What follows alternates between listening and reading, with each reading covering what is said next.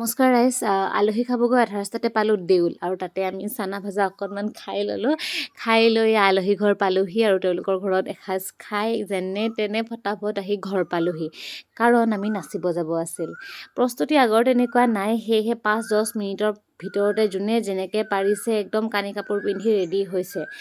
সেয়েহে আগতীয়াকৈ অকণমান আলোচনা কৰি আছোঁ কি কৰিম কি নকৰিম বুলি। প্ৰথমতে ভাবিছিলোঁ গানেই বজাব লাগিব, তাৰপাছত আমাৰ ঢুলীয়াকেইটাও আহিল আৰু ধুনীয়াকৈ ঢোলতে আমাৰ নচা হ'ল। বহু বছৰ নচা নাছিলোঁ, সেইকাৰণে ভাবি আছিলোঁ এইবাৰ যেনেকেই নহওক নাচিবই লাগিব। মোৰে খুব হেঁপাহ হৈ আছিল, তো আটাইকে ক'লোঁ, হঠাৎ আটাইয়ে ওলালে। ইমান ভাল লাগিল, দুদিনকৈ আমি বিহু নাচিলোঁ, পইচা পাতিও আমি খুব পালোঁ, ভাল লাগিল মনটো। এনেকৈ ওলাই যাব পালে চবৰে ভাল লাগে, যিয়ে হওক। গোটেই জীৱনতো ব্যস্ততা চলিয়ে থাকে, তাৰ মাজত যদি দুদিন বিহুৰ কাৰণে আপুনি খৰচ কৰিব নোৱাৰে, তেতিয়াহ'লে জীৱনত থাকিল কি।